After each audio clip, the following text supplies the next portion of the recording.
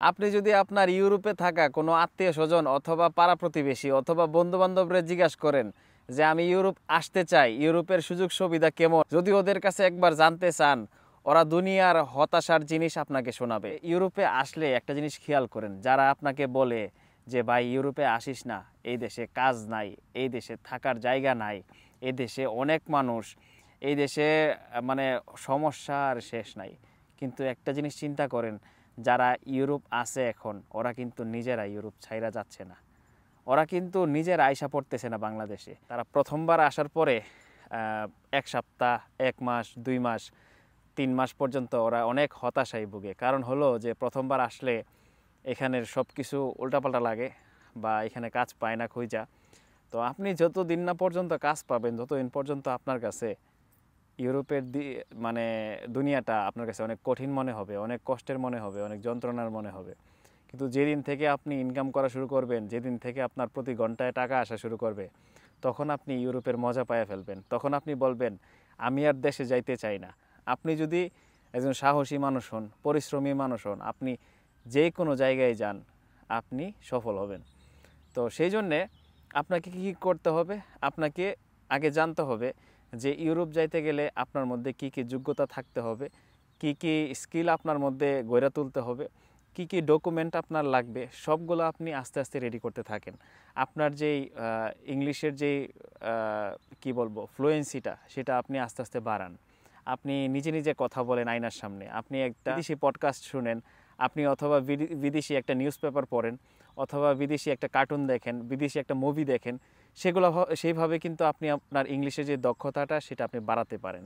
এইভাবে বাড়ানোর পরে আপনি যখন দেখবেন যে আপনি দেশের বাইরে অ্যাপ্লাই করেছেন, যখন আপনাকে একটা ইন্টারভিউ নেওয়া হবে তখন কিন্তু আপনি খুব সুন্দরভাবে তাদেরকে ইংলিশে আনসার দিতে পারবেন। যখন আপনি সুন্দর করে ইংলিশে আনসার দিতে পারবেন তখন কিন্তু তারা আপনাকে মানে যাওয়ার জন্য যে রাস্তাটা সেটা আপনার জন্য অনেক ইজি হয়ে যাবে। বিশেষ করে আপনি যখন দেশের বাইরে আসবেন, যখন দেখবেন যে এখানে বেশিরভাগ মানুষই তো দেখা গেছে যে বিভিন্ন দেশ থেকে আসে, তো সবাই যোগাযোগের ক্ষেত্রে ইংলিশ ভাষাটা প্রেফার করে। তখন আপনি যদি এই জিনিসটা জানা থাকে তখন আপনার জন্য জব খুঁজে পাওয়া, বাসা খুঁজে পাওয়া, আপনার জন্য এখানে সারভাইভ করাটা খুব সুন্দর হবে, সহজ হবে। সো সেই জন্য আমি সবসময় বলি যে এখন বসে না থাইকা ঘরে বইসা সময় নষ্ট না কইরা মোবাইল না টিপা আপনি এখনই আপনার নিজেকে সময় দেন। আপনার নিজেকে সময় দেওয়া মানে হলো যে আপনার নিজেকে গড়ে তোলার জন্য কিভাবে আপনার সময়টাকে কাজে লাগানো সেইভাবে নিজেকে ব্যবস্থা করা। এখন আমাদের স্কুল কলেজের যে পড়াশোনার সিস্টেম, সেখানে আমরা সারা জীবন পড়ে আসছি যে গ্রামার গ্রামার গ্রামার। এখন গ্রামার পড়ে আস্তে আস্তে দেখা গেছে যে গ্রামারের রুলস মিলাইতে মিলাইতে আমাদের আর ইংলিশটা আর শেখা হয় নাই।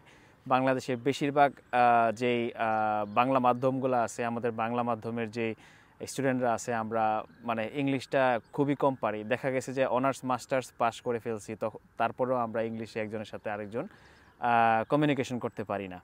তো সেই জন্য আমাদের কি করতে হবে, স্কুল কলেজে পড়াশোনার পাশাপাশি আমাদের ইংলিশের আলাদা একটা জোর দিতে হবে।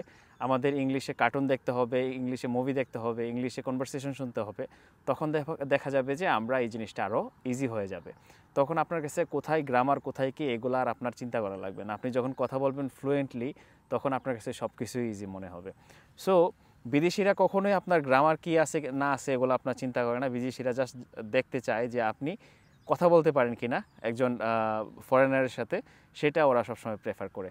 সো এই জন্যই সবসময় বলি আপনারা যে যেখানে আছেন, যে অবস্থায় আছেন, আজকে থেকেই শুরু করেন নিজেকে গড়ে তোলা, নিজেকে প্রস্তুত করার। কখনো কারো মাধ্যমে নিজেকে ছোট মনে করা, নিজেকে দিয়ে কিছু, আমাকে দিয়ে কিছু হবে না, বা আমি আসলে কোনো কিছু করতে পারবো না, সেটা ভাবা একদমই বোকামি। কারণ একটা জিনিস মাথায় রাখবেন যে আপনি হয়তো আজকে কিছু করেন না, আপনি হয়তো আজকে ঘরে বসে আছেন, কিন্তু আপনি যখন কালকে একটা ভালো একটা কিছু করবেন তখন দেখবেন যে আপনার পরিবার, আপনার প্রতিবেশী, আপনার আত্মীয়স্বজন সবাই বাহাবা দিবে। তো আরেকটা জিনিস হলো যে অনেকেই মনে করি আমরা যে আমার বিদেশে আমার আত্মীয় আছে, বিদেশে আমার বন্ধু আছে, বিদেশে আমার রিলেটিভ আছে, ওরা আমাকে কেন একটা ভিসা দেয় না। তো মূলত যারা নাকি ইউরোপ আমেরিকাতে থাকে ওরা কাউকে ভিসা দিতে পারে না, এখানে ভিসা দেওয়ার সিস্টেমটা একটু অন্যরকম। সো আপনারা যদি ওদের উপর রাগ করে থাকেন তাহলে সেটা আসলেই বোকামি। আপনারা ওদের উপর রাগ করে না থেকে আপনারা আগে ভালো করে জানুন যে ভিসা পাওয়ার সিস্টেমটা আসলে কীরকম। এখানে এরকম না যে আমি 4টা 5টা ভিসা আমার পকেটে রাখলাম, আপনি চাইলেন আমি আপনাকে দিয়ে দিলাম। এখানে আমি আপনাকে হয়তো পরামর্শ দিয়ে সাহায্য করতে পারবো, আমি হয়তো আপনাকে রাস্তা দেখাই দিতে পারবো, হয়তো আমি আপনাকে ইনফরমেশন দিয়ে আপনাকে সাহায্য করতে পারবো, কিন্তু ভিসা পাওয়ার জন্য অথবা আপনার ডকুমেন্টসগুলো রেডি করার জন্য আপনাকে নিজেকেই গড়ে তুলতে হবে বা নিজেকে সময় দিতে হবে, আপনাকে জানতে হবে যে কীভাবে কী করা যায়।